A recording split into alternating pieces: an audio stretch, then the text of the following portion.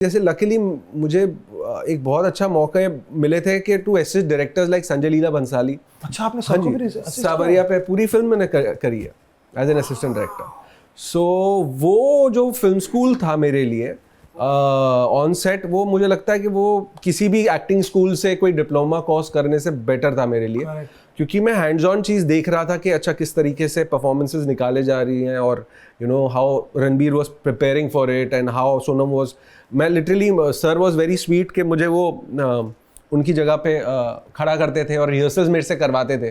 तो मेरे लिए हैंड्स ऑन प्रैक्टिस हो गई थी वो चीज़ करना। तो वो 3-4 साल एज एन असिस्टेंट डायरेक्टर, मुझे लगता है कि वो आज भी मैं जब कैमरे के सामने परफॉर्म करता हूँ तो मेरे लिए बहुत हेल्प करता है मेरे को, कि मुझे एग्जैक्टली पता होता है अच्छा लाइट कहाँ पकड़नी है, कहाँ रुकना है, ये है, अच्छा डायरेक्टर क्या चाह रहा है, अच्छा डीओपी क्या चाह रहा है, ओ ओके। तो वो चीज़ की समझ शायद टेक्निकली वहाँ से आई थी। सही बात है। वाह, अभी कभी कभी फिल्में हम लोग करते हैं ना, भारती जी लाइट लीजिए, तो मेरे को होता है कहाँ से लाइट लेनी है ना। अभी इनको एक्टर जो फिल्में करते हैं उनको पता नहीं, हाँ तो ऐसे कर, भारती जी लाइट लो, तो मेरे को होता है कहाँ से लेके आनी लाइट, कौन सी दुकान। इतने साल से काम कर रही है, अब तक तो पता चल ही गया होगा। हाँ, तो मेरे को इसमें भी धन लक्ष्मी लड्डू है, भारती जी थोड़ा सा लाइट लीजिए, तो मैं इधर से रखने में कहाँ से लानी है, कौन सी दुकान है ऐसे। अरे थोड़ा फिर करण सर कहते हैं और पुराना जोक है ना, बेबी मारो। हाँ, बीबी मार इसको। इसकी मुंडी काट, ऐसे करते थे ना बंदा, मुंडी हटा इसका, जल्दी मुंडी काट। फटाफट मुंडी काटो दो लोग ऐसे था, हमारी काटने आ रहे हैं मुंडी। वाह यार, मतलब यार भंसाली जी को असिस्ट करना अपने आप में बहुत बड़ी बात है यार। जी मैं एक्चुअली तो वो भक्त उस मजेदार आदमी का, मेरी बात नहीं करेंगे।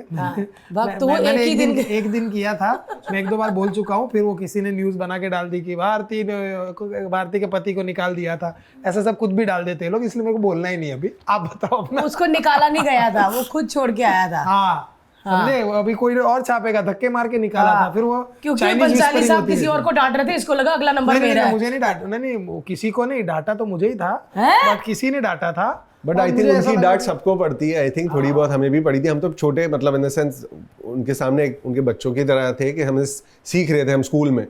तो आई थिंक काफ़ी हमारे भी इंसिडेंट काफ़ी रहे थे। सारे एडीज की अपनी अपनी, कई बार उनके गूफअप्स होते थे, हमसे बहुत गलतियाँ होती थी। एंड वो इतने स्ट्रिक्ट मास्टर हैं, उनको पता है कि एग्जैक्टली वो ऐसे गलती पकड़ लेते हैं, क्योंकि उनके लिए उनकी फिल्म और यू नो जो मॉनिटर पे दिख रहा है वो सबसे ज़्यादा इम्पॉर्टेंट है। तो बहुत सारी ऐसी चीज़ें थी। हाँ, काफी लोग कहते हैं, क्योंकि अभी आदित्य नारायण आए थे, उन्होंने भी असिस्ट किया है रामलीला में। तो बोलते वो जब गाना शूट होता था तो दिए जलते थे इतने सारे, कहते मॉनिटर में, हमको नहीं पता चलता, मॉनिटर में उनको पता चलता था कि वो दिया बुझा हुआ है। हाँ, ये चीज़ है। वो मतलब बोलते हैं ना, बास की नज़र रखते हैं वो चीज़। मुझे भी याद है कि वो लिटरली टाइमिंग के मामले में, परफेक्शन के मामले में, विजुअल इफेक्ट्स के मामले में, हर चीज़ that's why he is a fine film maker. तो वो चीज़ थी उनके साथ, मुझे सीखनी मिली। और दोबारा फिर लकीली शुरुआत हुई एज एन एक्टर मेरी प्यार का पंचनामा 2 के साथ। करेक्ट। मुझे लगता है कि भाई जब काम में हमें डांट पड़ती है, गाली पड़ती है ना, तो वो इंसल्ट या डांट नहीं होती, वो सीख होती है एक। ये ना, मैं जब पंकज सारस्वत ने लाफ्टर चैलेंज बनाया था, भारती क्या कर रही हो तुम, समझ नहीं आता, तो मुझे लगता था कि इतने आदमी लोग बैठे हैं इधर, सारे बैंड वाले इनके सामने डांट देते हैं।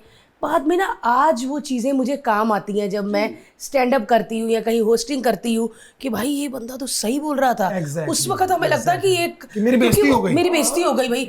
लेकिन वो जब काम में होते हैं ना, वो अच्छा बनाते हैं आपको, तो आपको लगता है कि मेरे सबके सामने मुझे बेइज्जती कर दी। आज मुझे वो पता चलता है, हुजी सर भी कभी, हमारे डायरेक्टर हैं, वो भी अरे क्या कर रही है भारती, ये है कैमरा, उधर क्या देख रही, तो मेरे को अच्छा लगता है। फिर वैसे लगता है हाँ, फिर अगली बार जब करो, हाँ अब हुआ ना, तो ऐसा लगता है कि वो डांट नहीं थी, इंसल्ट नहीं थी, वो सीख थी एक, है ना। और क्या ना, आजकल लोगों को ना सुनने की आदत नहीं है। आई थिंक ये मतलब किसी को सुना दिया ना, तो कहीं पोस्ट करेंगे या कुछ कर देंगे, या कहीं कोई वो क्वारा वारा इधर उधर रेडिट वेडिट पे डालेंगे कि मैंने ऐसा वो बदतमीज है। इसीलिए शायद ओल्ड स्कूल जो सिनेमा फिल्म मेकिंग और जिस तरीके से माहौल होता था, हम इतने बड़े डायरेक्टर्स की भी पहले की भी कहानियां सुनते हैं। और अगर हम देखें तो हम निजी जिंदगी में, जब स्कूल में भी हम पढ़ाई कर रहे थे तो टीचर से डांट मार पड़ती थी ना, घर पे मम्मी मारती थी कि पढ़ाई पूरी नहीं करी या कुछ।